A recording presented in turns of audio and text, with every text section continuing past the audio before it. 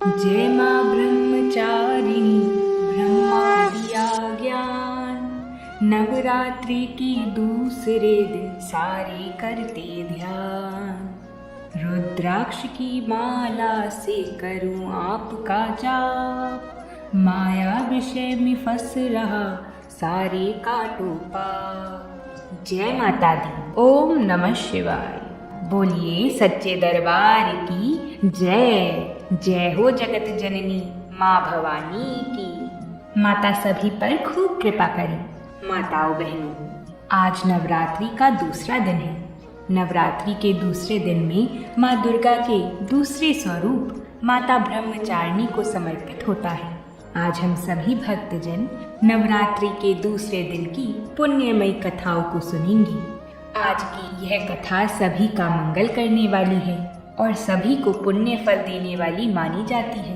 आइए प्रिय भक्तजनों, हम सभी माता के प्रति बड़ी ही भक्ति भाव और श्रद्धा से इस कथा को सुनते हैं। माताओं बहनों, जब पृथ्वी पर कोई विपत्ति आती है तब समय समय पर महाशक्ति भी अपने भिन्न भिन्न रूप धारण करती है। दुष्टों का नाश और भक्तों की रक्षा करती हैं। देवताओं के एकत्रित तेज से उत्पन्न महाशक्ति ने ही प्राचीन समय में महाकाली और महालक्ष्मी और महासरस्वती रूप धारण किए थे। यह तीन रूप रज, तम एवं सात्विक गुणों के प्रतीक हैं। एक समय त्रेता युग में जब इस पृथ्वी पर रावण, कुंभकर्ण, ताड़का, खरदूषण आदि दैत्यों ने अत्याचार प्रारंभ किए, तब महाकाली, महालक्ष्मी और महासरस्वती तीनों महाशक्तियों ने धर्म की रक्षा के लिए अपने तेज समूह से एक दिव्य शक्ति को जन्म देने का निश्चय किया। तीनों शक्ति के स्वरूप से तेज एकत्रित हुए और मिलकर एक सुंदर दिव्य कन्या के रूप में प्रकट हो गई। उस कन्या ने महाशक्तियों से पूछा, देवियों, आपने मुझे क्यों उत्पन्न किया है? ऐसा कहने पर उन्हें उत्तर मिला कि इस संसार में हमने तुम्हें धर्म की रक्षा और प्रचार के लिए प्रकट किया है। अब तुम रत्नाकर सागर के घर उनकी पुत्री बनकर जन्म लो। वहाँ तुम भगवान विष्णु के अंश से अवतार धारण करो। उसके पश्चात तुम आत्म प्रेरणा से धर्म की रक्षा और प्रचार करोगी। महाशक्तियों की आज्ञा अनुसार दिव्य कन्या ने रत्नाकर सागर के घर में अवतार धारण किया। रत्नाकर सागर ने माता दुर्गा की खूब सेवा की थी। उनकी इच्छा थी कि उनके घर एक कन्या का जन्म हो, जिसको माता दुर्गा ने पूर्ण किया और उनके घर में उनका ही एक स्वरूप प्रकट हुआ। उसने कन्या का नाम त्रिकुटा रखा। बाद में यही कन्या भगवान विष्णु के अंश से उत्पन्न होने के कारण वैष्णवी नाम से भी विख्यात हुई। देवी त्रिकुटा ने अपनी कम आयु में ही अलौकिक शक्तियों से ऋषि मुनियों और देवताओं को भी अपनी ओर आकर्षित कर लिया। देवी त्रिकुटा सभी को बहुत पसंद थी। दिव्य कन्या के दर्शन के लिए दूर दूर से लोग आने लगे। देवी त्रिकुटा सभी के दुख दूर करती थी। माताओं बहनों, आपने यहाँ तक कथा को सुन लिया है तो वीडियो को एक लाइक ज़रूर कर दें। आपकी एक लाइक करने से यह कथा और भी 5 लोगों तक जाती है, जिससे वो भी इस कथा को सुन पाएंगी। माताओं बहनों, कुछ समय बाद उनके हृदय में भगवान श्री राम के लिए प्रेरणा होने लगी। तब उन्हें मालूम हुआ कि इसी समय भगवान ने राम अवतार धारण कर रखा है। तभी देवी त्रिकुटा ने यह निश्चय किया कि वह भगवान के लिए तपस्या करेंगी और वह भगवान को प्राप्त करेंगी। ऐसा निश्चय करके उन्होंने अपने पिताजी से आज्ञा ली कि वह समुद्र तट पर जाकर भगवान राम के ध्यान में लीन होकर तपस्या करेंगी। उनके पिता ने भी उन्हें रोका नहीं और देवी त्रिकुटा ऐसे ही बहुत काल तक भगवान राम के ध्यान में उनकी प्रतीक्षा करने लगी। जब रावण ने माता सीता का हरण कर लिया था, तब श्री रामचंद्र जी अपनी वानर सेना के साथ समुद्र तट पर पहुंचे थे। तो उन्होंने वहां समाधि में बैठी हुई उस दिव्य कन्या को देखा। तब भगवान श्री राम उनकी भक्ति देखकर प्रसन्न हुए भगवान राम देवी त्रिकुटा के समीप गए और भगवान राम के पूछने पर देवी त्रिकुटा ने अपने पिता का परिचय दिया और अपनी घोर तपस्या का कारण भी बताया कि मैंने भगवान राम को अपने पति के रूप में प्राप्त करने का संकल्प किया है। यह बात जब प्रभु ने सुनी तो वह बोले, हे सुंदरी, तुम जिसकी प्रतीक्षा कर रही हो वो मैं ही हूँ। देवी त्रिकुटा को पहले से ही आभास हो रहा था कि वह जिसका इंतजार कर रही हैं वह यही हैं, लेकिन उनके मुख से सुनना चाहती थी। जब उन्होंने प्रभु से जाना कि वही श्री राम हैं, तो वह बहुत ही विकल हो गई और उनके चरणों में गिर गई। ऐसा देखकर भगवान श्री राम ने कहा, हे देवी, मैं तुम्हारी भाव को समझ रहा हूँ, लेकिन इस अवतार में एक पत्नी व्रती होने का संकल्प किया है और मेरी अर्धांगिनी अब देवी सीता है। यह बात सुनकर देवी त्रिकुटा भगवान श्री राम के चरणों में गिरकर रोने लगी। देवी त्रिकुटा ने अपने विचार नहीं बदले। उनका यह दुख और उनकी बहुत काल से घोर तपस्या को देखकर अंत में भगवान ने कहा कि मैं एक बार तुम्हारी कुटिया पर वेश बदल कर आऊँगा। यदि फिर भी तुमने मुझे पहचान लिया तो मैं तुम्हें अपनी पत्नी रूप में ग्रहण कर लूँगा। लंका से अयोध्या लौटते समय भगवान वृद्ध साधु का रूप धारण करके देवी त्रिकुटा की कुटिया में गई, लेकिन देवी त्रिकुटा उन्हें पहचान ना सकी। तब भगवान श्री राम उनके सामने प्रकट हुए और उनसे कहा, देवी, तुम्हारी तपस्या विफल नहीं होगी। तुम कलयुग में मेरे दूसरे अवतार कल की अवतार के समय तुम मेरी सहचरी बनोगी। उस समय तक तुम उत्तर भारत में मणिक पर्वत पर 3 शिखरों वाली त्रिकुट पर्वत की उस रहस्य गुफा में, जहाँ 3 महाशक्तियों का निवास है, वहाँ पहुँचकर तपस्या में लीन हो जाओ। वहाँ पर तुम अमर हो जाओगी। नल, नील, श्री हनुमान, जामवंत आदि वीर तुम्हारे पहरेदार होंगे। समस्त पृथ्वी लोक में तुम्हारी महिमा फैलेगी और तुम भक्तों के दुख हरने वाली वैष्णो देवी नाम से तुम्हारी प्रसिद्धि होगी। बोलिए जगत जननी माँ भवानी की जय। माता बहनों, माता ने ब्रह्मचारिणी स्वरूप में ही भगवान शिव जी को प्राप्त करने के लिए घोर तपस्या की थी। माता के एक हाथ में जप की माला और बाएं हाथ में कमंडलू रहता है।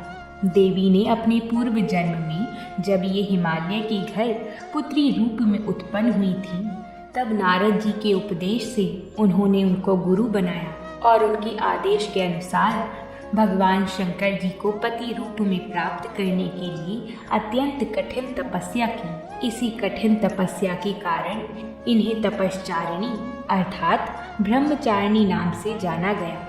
देवी ब्रह्मचारिणी ने 1000 वर्षों तक उन्होंने केवल फल मूल खाकर व्यतीत किए थे। उसके बाद 100 वर्षों तक केवल शाक पर निर्वाह किया था।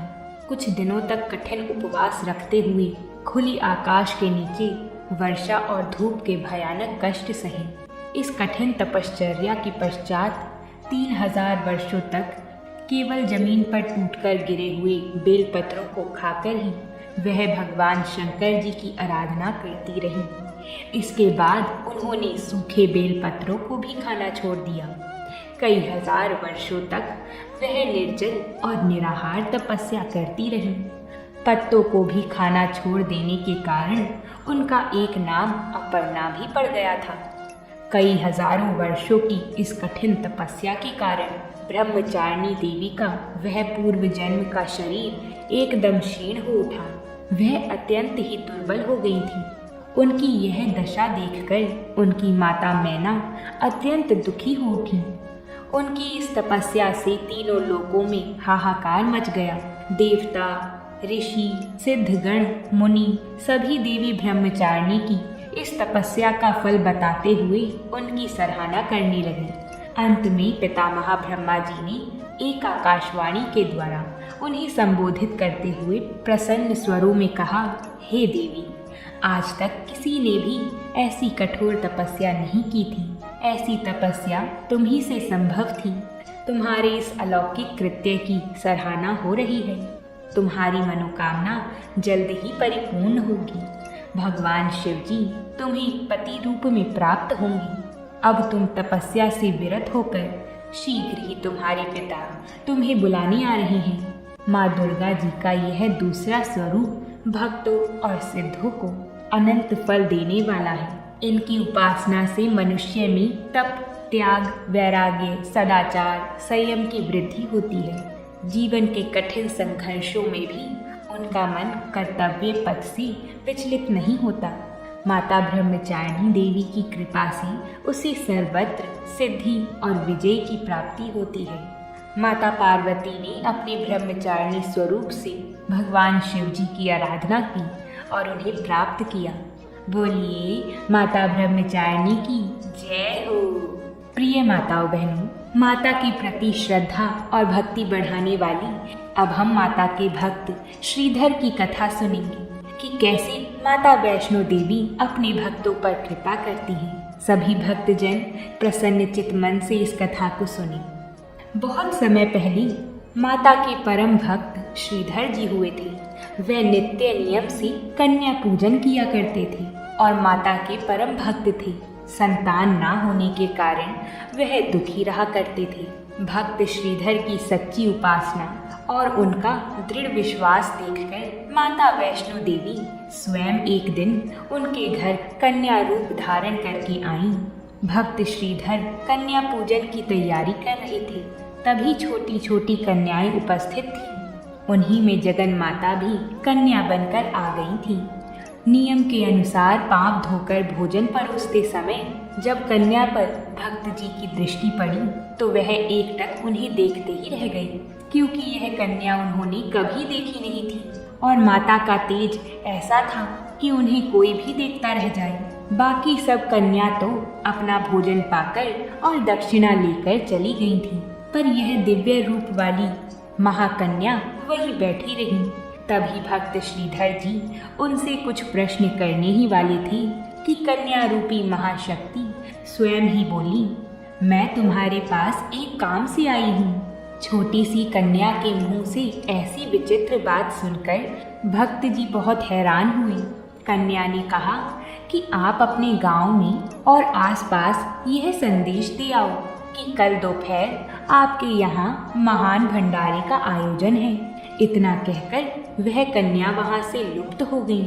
कन्या की ऐसी बातें सुनकर भक्त श्रीधर विचारों में डूब गए। आखिर यह कन्या कौन है? हो ना हो यह जरूर कोई शक्ति ही थी। परंतु भंडारे वाली समस्या से श्रीधर जी परेशान हो गए, क्योंकि उनके पास इतना धन नहीं था कि पूरे गांव वासी को वह भंडारा करा सके। इस चिंता के चलते भी अंत में उन्होंने कन्या की बातों को ही याद रखा। उन्हें नहीं मालूम था कि कल भंडारा किस प्रकार होगा, लेकिन फिर भी भक्त श्रीधर जी भंडारे का संदेश देने एक गांव से दूसरे गांव जा रहे थे। तो मार्ग में साधुओं के एक दल को देखकर भक्त श्रीधर जी ने उन्हें प्रणाम किया और साथ ही उन्हें होने वाले भंडारे में पधारने का निमंत्रण भी दिया। उसी मंडली के गुरु थे गोरखनाथ जी। उन्होंने भक्त जी से उनका नाम पूछा और मुस्कुराकर बोले, ब्राह्मण तू मुझे भैरवनाथ और मेरे अन्य शिष्यों को निमंत्रण देने में भूल कर रहा है। हमें तो देवराज इंद्र भी भोजन ना दे सके थे। इस पर भक्त श्रीधर जी ने उन्हें कन्या के आगमन वाली सारी कथा सुनाई। गुरु गोरखनाथ ने विचार किया कि ऐसी कौन सी कन्या है जो सबको भंडारा खिला सकती है। उस कन्या की परीक्षा करके तो देखनी चाहिए। अंततः उन्होंने भक्त श्रीधर जी से कह दिया कि हमें भोजन स्वीकार है, कल समय पर हम आ जाएंगे। उस दिन तो भक्त श्रीधर जी गांव-गांव घूमते थके हारे रात को आकर सो गए। सुबह होते ही भक्त श्रीधर फिर इस विचार में खो गए कि मुझ में तो इतने बड़े भंडारे की सामर्थ्य नहीं है। भंडारे का प्रबंध कैसे होगा? ना मालूम समय कब बीत गया और भीड़ एकत्र होने लगी। गुरु गोरखनाथ और भैरवनाथ जी अपने शिष्यों सहित वहां आ पहुंचे। भक्त श्रीधर जी चिंता में बैठे थे कि अचानक ही दिव्य रूप वाली वह कन्या फिर प्रकट हो गई और श्रीधर जी के सम्मुख आकर बोली, अब सब प्रबंध हो जाएगा। उठिए और योगियों से कहिए कि कुटिया में चलकर भोजन करें। श्रीधर जी उत्साह से उठे और गुरुजी से भोजन के लिए कुटिया में पधारने को कहा तो गुरुजी बोले, हम शिष्यों सहित कुटिया में नहीं आ सकते क्योंकि स्थान बहुत छोटा है। इस पर श्रीधर जी बोले, जोगीनाथ, उस दिव्य कन्या ने ऐसा ही कहा है। जिस समय जोगी कुटिया में गए तो सब के सब आराम से बैठ गए, फिर भी जगह बची रही। बाहर भी सब लोग बैठे थे। कन्या ने जब अपने एक विचित्र पात्र से सबको भोजन देना आरंभ किया तो श्रीधर जी प्रसन्न हुए और बाकी सब हैरान। यह देखकर गुरु गोरखनाथ जी और उनके शिष्य भैरवनाथ जी ने परस्पर विचार विमर्श किया कि यह कन्या अवश्य ही कोई देवी शक्ति है। यह वास्तव में कौन है, इसका पता लगाना चाहिए। जिस समय कन्या सबको भोजन परोसती हुई भैरवनाथ के पास पहुंची तो भैरवनाथ ने कहा, कन्या, तूने सबको उनकी इच्छा का भोजन दिया है, लेकिन मेरा मन कुछ और चाहता है। कन्या ने बोला, बोलो जोगीनाथ, तुम्हें क्या चाहिए? ऐसी बात सुनकर भैरवनाथ ने देवी से मांस और मदिरा मांगी तो कन्या ने जोगी को आदेश के स्वर में कहा, यह एक ब्राह्मण के घर का भंडारा है, जो कुछ वैष्णव भंडारे में होता है वही मिलेगा। परंतु भैरवनाथ हठ करने लगे क्योंकि उन्हें तो कन्या की परीक्षा लेनी थी। लेकिन भैरवनाथ के मन की बात तो माता वैष्णो देवी पहले ही जान चुकी थी। जो ही भैरवनाथ ने क्रोध करके कन्या को पकड़ना चाहा, वह कन्या रूपी महाशक्ति अंतर्ध्यान हो गई। भैरव जी ने भी उसी समय उनकी खोज में उनका पीछा करना आरंभ कर दिया। चरण पादुका से काफी दूर चलकर वैष्णवी कन्या के सामने एक गुफा के पास तपस्वी साधु को देखकर उसे अपनी दिव्य झलक दिखलाई और कहा, हे तपस्वी, मैं यहाँ कुछ समय आराम करूँगी। कोई मेरे विषय में पूछे तो कुछ नहीं बताना। यह कहकर माता शक्ति गुफा में चली गई। और जिस प्रकार बालक माता के गर्भ में तो महीनों तक रहता है, उसी प्रकार कन्या गुफा में 9 महीनों तक तपस्या में लीन रही। उधर भैरवनाथ कन्या की खोज करता हुआ यहाँ तक आ पहुँचा था। उसने तपस्वी से पूछा कि क्या तुम किसी कन्या को इधर से जाते हुए देखा है? यह सुनकर तपस्वी ने भैरवनाथ जी से कहा, जिन्हें तुम साधारण नारी समझते हो वह तो महाशक्ति हैं और आदि कुमारी हैं। उन्होंने उससे कहा कि यहाँ से चले जाओ। यह बात सुनकर भैरवनाथ क्रोधित हो उठा और बोला कि मैं तो उस कन्या को ढूंढकर ही दम लूँगा।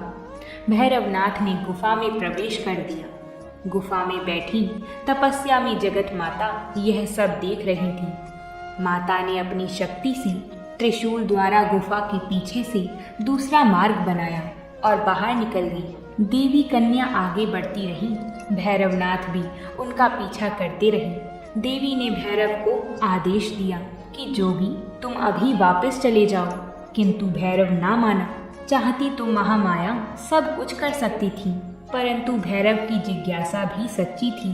अंत में देवी त्रिकुटा पर्वत की सुंदर गुफा तक पहुंची। गुफा के द्वार पर उन्होंने वीर हनुमान को पहरेदार बनाकर खड़ा कर दिया और भैरवनाथ को अंदर आने से रोकने के लिए कहा।